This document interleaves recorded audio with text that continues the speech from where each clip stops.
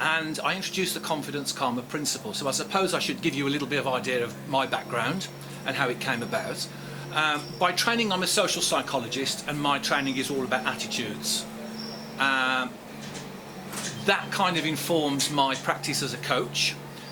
So I work as a life coach. A few years ago, I was working with a group of mature students, and I realised I hadn't got the skills necessarily to. I'd been trained as a teacher. I got my psychology, and I hadn't necessarily got all the skills to deal with these part-time mature students.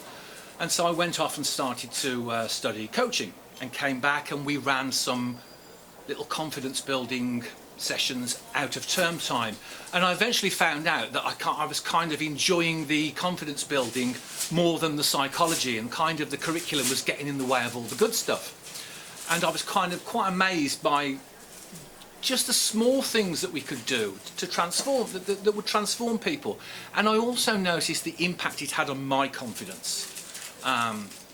I've always considered myself a relatively confident person, but I noticed the more I started to put out there, and the more I focused on the other people and built their confidence, my confidence increased. And I suppose they see me as more confident, they react to me, that encourages me, and so it becomes a cycle. So that's the start of the idea of blending karma and confidence. Not two things that usually go together, unless you think about the literal definition of karma, which is action.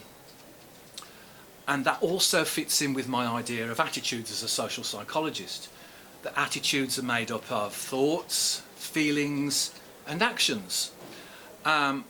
My previous book, which I shouldn't really be plugging here, is called Don't Wait for Your Ship to Come In, Swim Out to Meet It. And I got a review on Amazon, and it said, it was kind of quite an average review, but it said, "This is an average self-help book. You actually have to do the exercises to get something out of the book." And I was quite amazed that someone would buy a book, they would expect just to stroke the cover and the changes happen by osmosis, or they just read it and then their lives would suddenly change. There was no idea that action was involved at all. So when I wrote this book, I made sure that I put lots more exercises and lots more calls to action in. Each chapter in the book asks for a call to action. It's a karma call, and it asks you 3 things you could do to boost confidence in other people. Simple little things that you can do. In life, we get this idea that stress is all about great big events that happen to us and overwhelm us, where in reality it's like the tiny little events that happen to us, those little, the proverbial straw that breaks the camel's back. So we've got these little tiny hassles that stack up during the day. And we also get these little uplifts during the day. So people might pay us a compliment, people might just open a door for us, people might just smile at us. And at the end of the day, what we do is we kind of do a balance sheet. And if the uplifts outweigh the hassles, we've had a good day. If the hassles outweigh the uplifts, we've had a bad day. And in the book, what I focus on is doing small things so you can put uplifts out there for other people. And it also has a feel-good feeling as well. So I'm going back to the whole idea of social psychology, which is my field. There's a theory by Barbara Fredrickson, positive psychologist, who talks about broaden and build.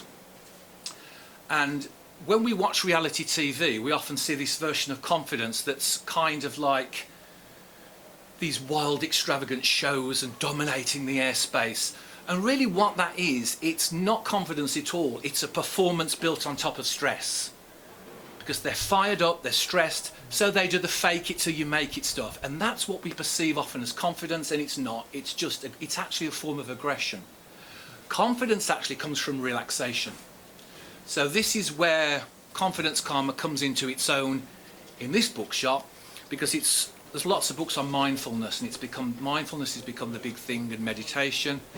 And really confidence is about being comfortable in your own skin, being present in the here and now. That's what confidence karma is about. That's what mindfulness is about. So the two go very well together. So if first we learn how to be comfortable in our own skin, and that shouldn't be, it should be a birthright, not an aspiration.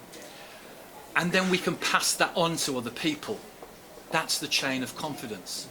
And the reason for the broaden and build is that when we're stressed, we've almost got these blinkers on and we see things in totally in black and white terms.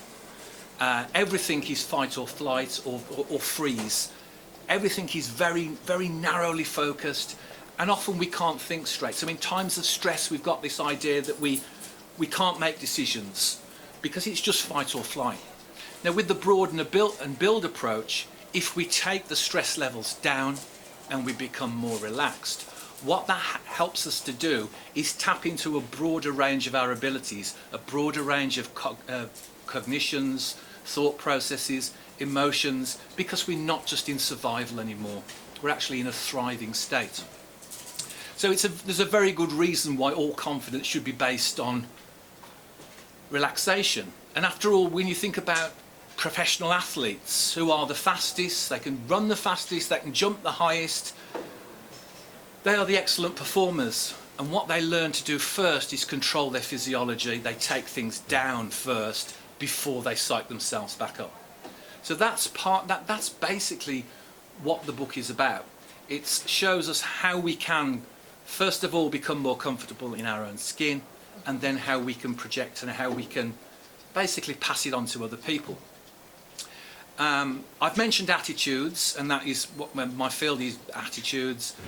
And there's something called psychological hardiness, and it's based on research that we can develop this buffering effect against change and against stress, and it's based on 3 attitudes. And one is commitment, and that's commitment to other people, that's a commitment to curiosity, that's a commitment to find out about the world, as opposed to alienation. I mean, I had a friend who talked about, he said, I need to find a partner. And I said, what do you do? He goes, well, I sit home most nights and, I watch soap operas. And then the best will in the world, Miss or Mrs. Right or Mr. Right is not going to open the letterbox and shout, do you fancy a date? You've got to get out there and actually do something. So a commitment to other people, to connect with other people. If we look on, you've probably seen the Maslow's hierarchy of needs. Anybody who's done a training course has usually been inflicted with Maslow, and you see belonging, the esteem needs fall roughly in the middle, just above belongingness. So we've got belongingness needs, and then on top of that, esteem needs. We have to connect with other people. That's part of the self-esteem. Going back to the psychological hardiness, the other one is control. The other attitude is that we take control over what we have in our lives. We emphasize the control rather than emphasizing our powerlessness. So little things that we can seize, they emphasize our control. So you've all come here today, you've all made decisions, you've all had to plan, you've all had to get dressed. Those are all the building blocks of control. It sounds really simple, but when I'm working with people in workshops, I get them to rate their confidence on a scale from 0 to 10. And some of them will say 0, so I say, how have you got here? And we start to analyse the process of just simply getting from A to B, how complicated it is. I've come up from Birmingham today, and I've kind of thought, I forgot how torturous this journey is. So I've, on the train, and I looked, it was the rush hour, so I thought, I'm not going to bother with the tube, I'm going to actually walk from Euston to here instead. So I made those decisions, I exercised control. The other attitude is, from the psychological hardiness, is challenge. Is that we reframe the issues we have in our life more in terms of challenges rather than as problems, and we don't emphasize just on the security and the comfort zones in our life. What we do is we actually look for small goals that can take us forward in some way. So in the book I cover the idea of simple goal setting, and the basic idea is a goal should stretch us a little bit. It should take us out of our comfort zone. And in the book I also mention contribution goals. What do we do to take things forward?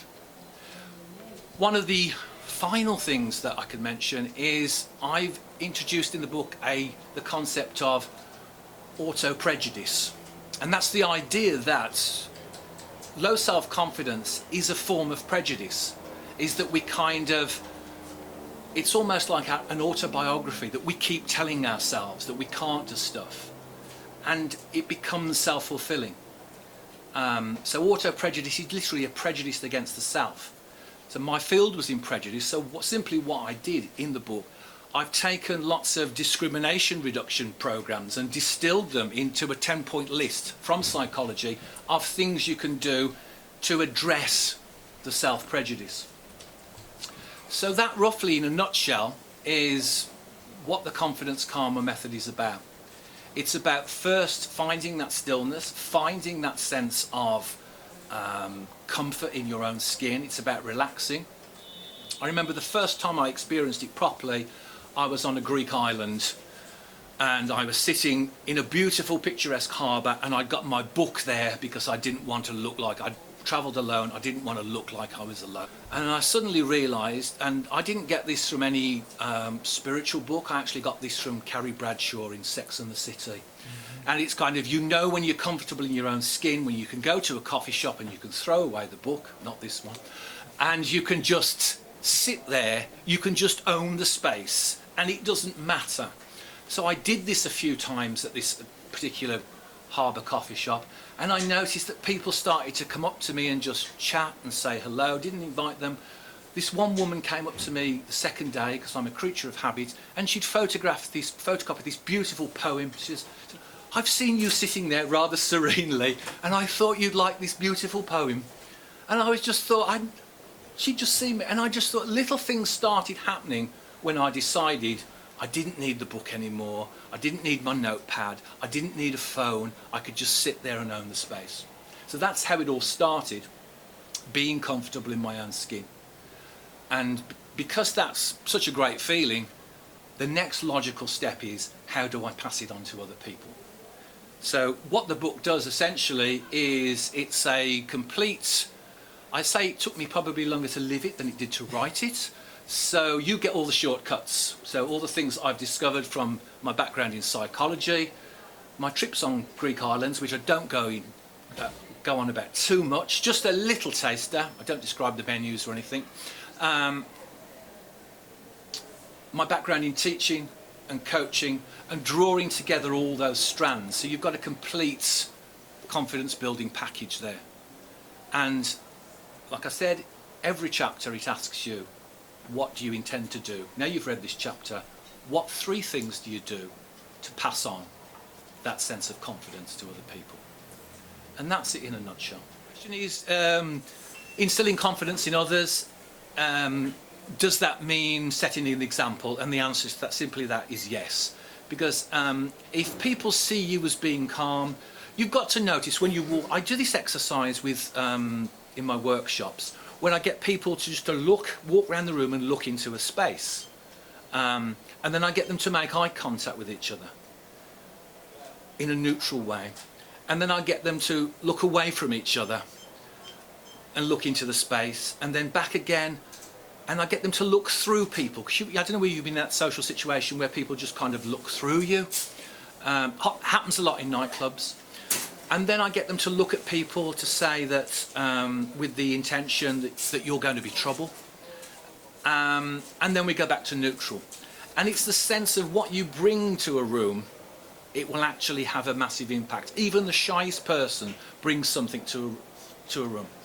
So you walk into the room, you don't make eye contact, you're very tense, you find people will tense up because they think, how do I handle this person? If somebody's very relaxed, so the idea in the book is truly confident people put other people at ease.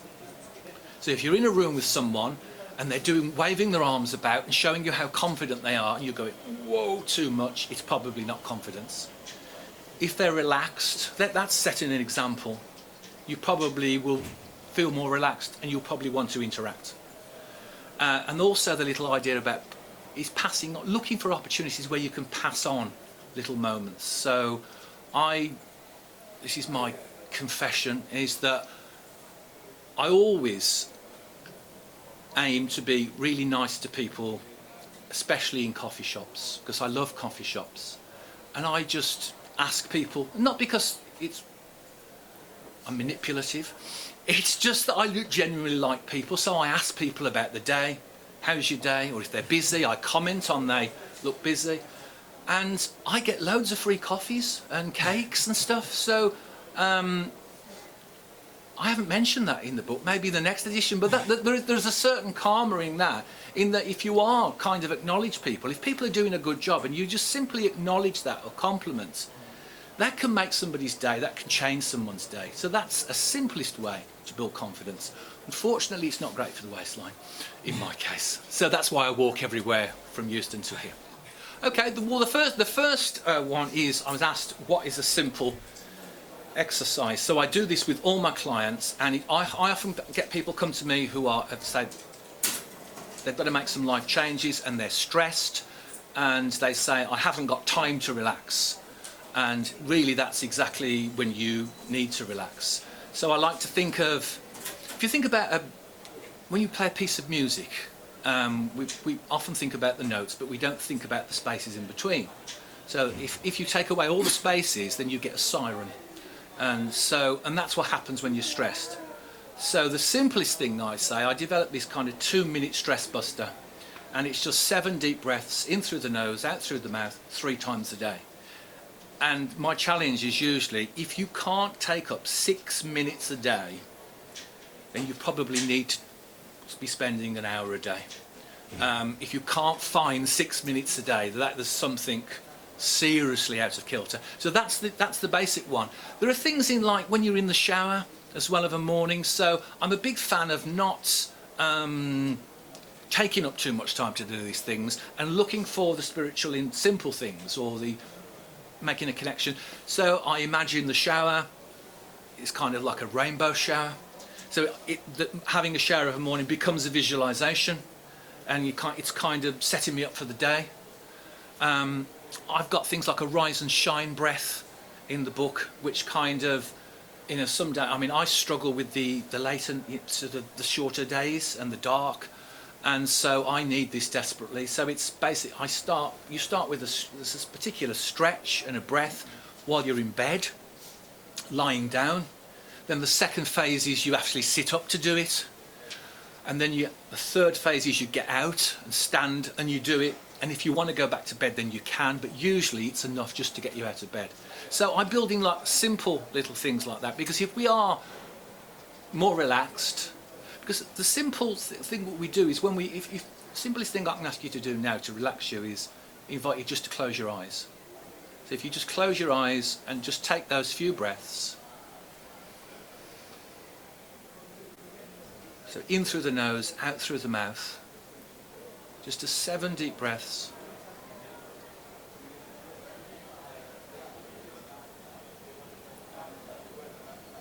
And perhaps on the out breath, just either mentally or out loud, just say karma.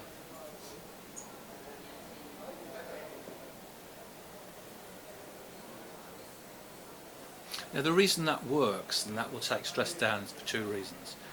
Number 1 is the breathing, because the brain works on the principle of congruence. So if the brain sees shallow breathing, it tells the brain stress. If the brain recognises deep breathing, that must mean relaxation. If we close our eyes, we automatically trigger more alpha waves in the brain. Those are the waves that our brain triggers just before we go to sleep.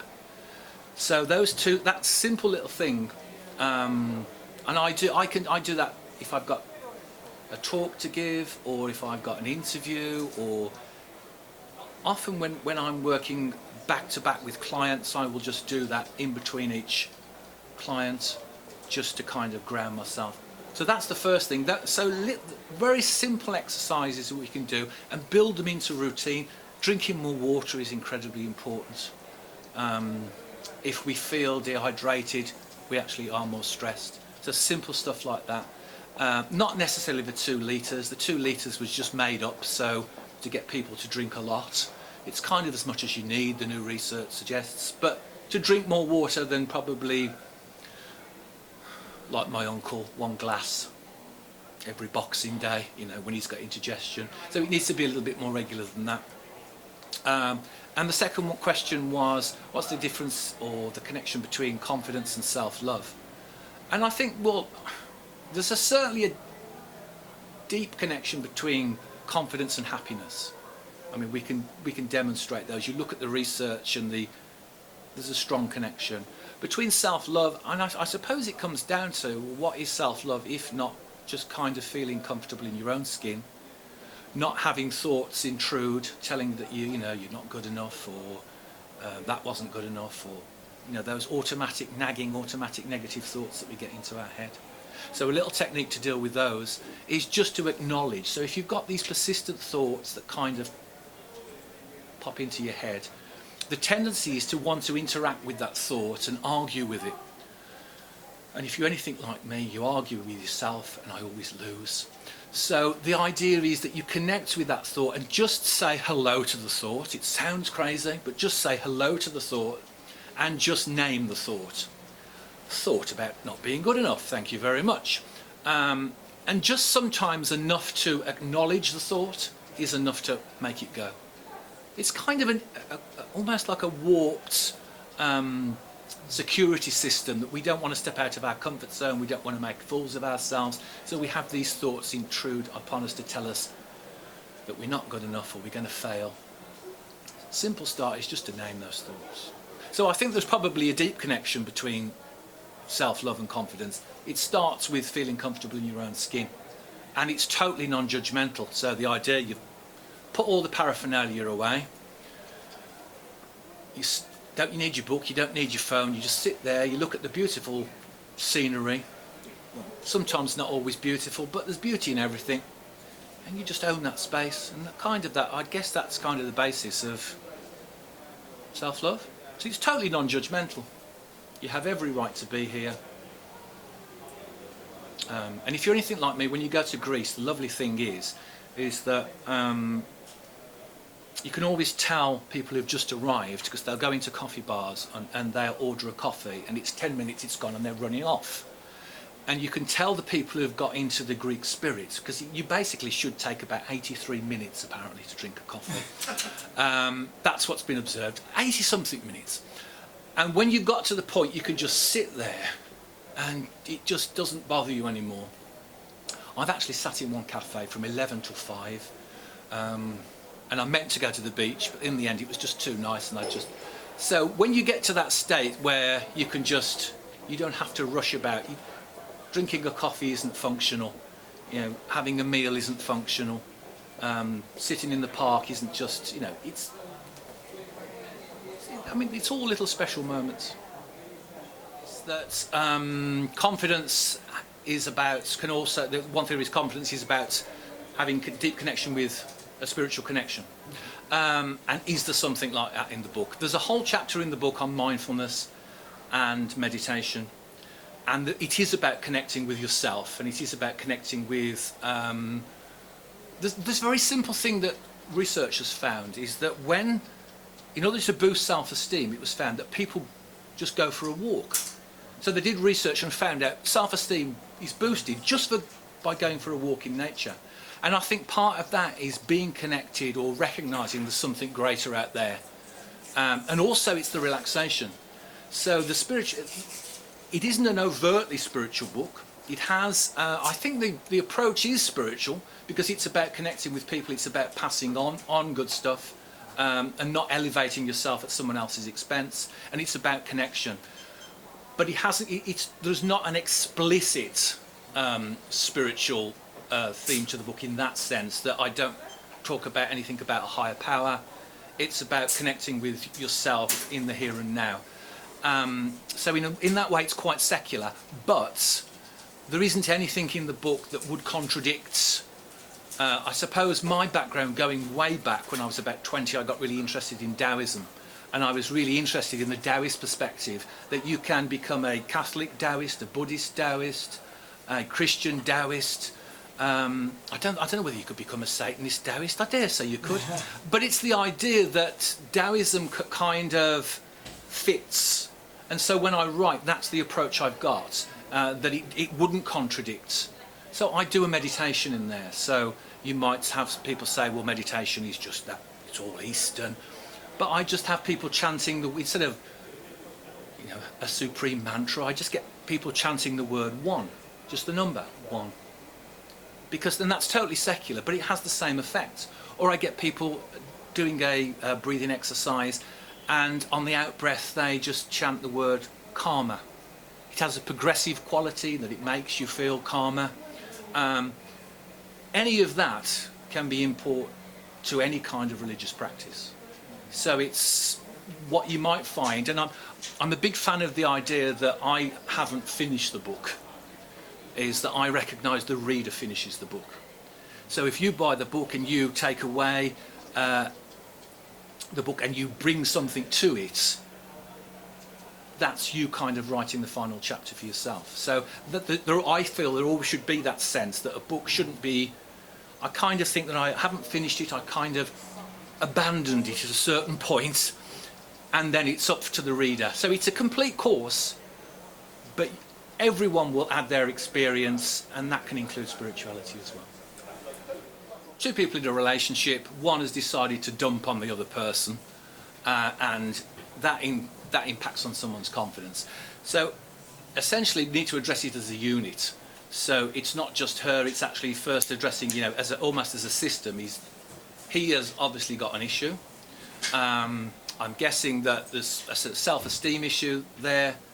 And one of the easiest things we're taught, I suppose playground bullying, is that if we feel bad about ourselves, we pick on somebody else and we feel a little bit better. Not that I ever did that at school, but that's essentially what's happening. He's actually boosting his own self-esteem by pushing her down. So number one is to address him, and it's actually he needs to first of all relax more. There's obviously stress there, and from her position, we often see these books that talk about toxic people, and the first response is always just to ditch all toxic people from your life. I'd have no one in my life because somebody is toxic at some point to someone else, and that's a wonderful thing about being human. But when it's an intense relationship, that's when it can be very destructive. So from her to actually decide what she considers to be acceptable behaviour, and to actually communicate that to him.